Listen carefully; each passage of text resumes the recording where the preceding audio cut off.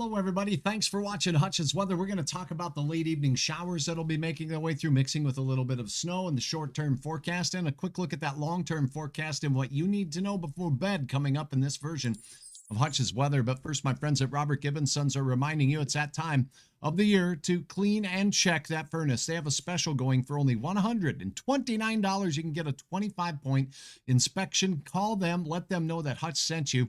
As we head into the weekend ahead, we have some mild weather, so a good time to get a few chores done before things really change. Now, we're going to take a look at our forecast as we go into the overnight hours here, and we do have some showers that are pushing their way through parts of Minnesota now. We had a few pass in the FM area, but nothing too significant as we go through the overnight hours. Those are going to remain on the Minnesota side of the Red River, working their way out as we go through. Now, we could have some passing northwest winds that continue to bring a chance of light overnight precipitation, but nothing too significant as we go through. Most areas have seen under 0.2 of an inch. Grand Forks County, one spot in the central part of the county there that saw 0.2 of an inch on our day today. So quiet weather over the next couple of days, and in fact, high pressure once we get through Friday will bring the heat. What's that look like? That 7-day planner's looking delightful. We're talking above average temperatures as we go through the late week. And really a swell day on Thursday, even better on Friday as we go through Saturday and Sunday. Will be near 50 each day. Monday and Tuesday, the week starts out pretty well, but we'll see increasing clouds Tuesday as a system passes near the international border, bringing a chance for some snow. It looks like overnight right now, still a ways away, though, to be too specific about the timing. And then steady to falling temperatures on Wednesday, right before Thanksgiving. So what does this look like on the models? And I'm going to use a look at this European model, but we're going to take a look at the national view. So again, this is the European model, national view. Let's get out into the weekend, and here we go as we go through the week of Thanksgiving, a system working its way through the southern Rockies, pairing with the system out of Canada and Regina, working its way basically out of the Rocky Mountain region and through the international border counties up north. This is Wednesday, and as we go into the travel day before the holiday, this system looks to skirt along the international border, another one in the New England states. What we do know is that cold air will be spilling in behind this big system, gusty north winds, and some of the coldest air for some areas that we've seen yet this season.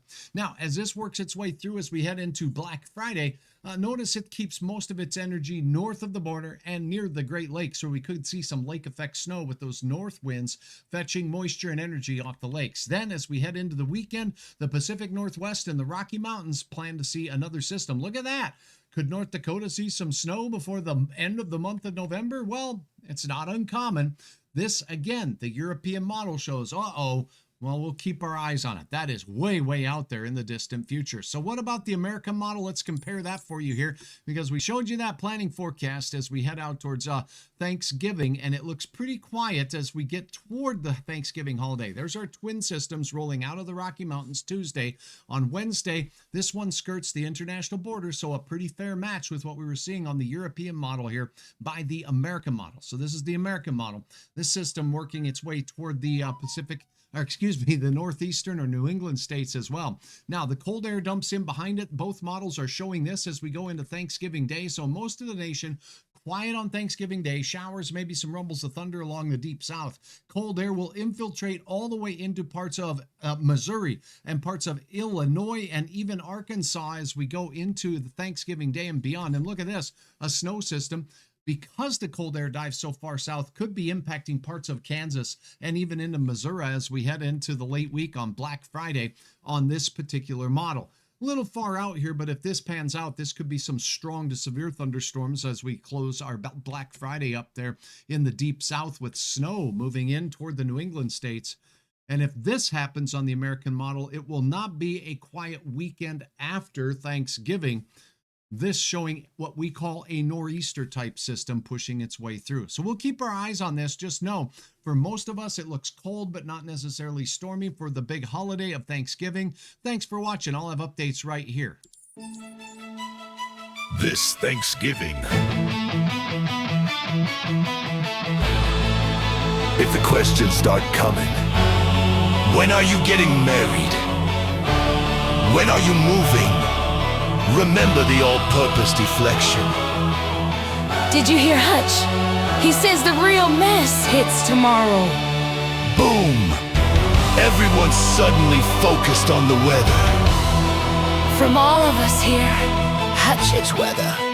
Happy Thanksgiving! And you're welcome for the escape plan.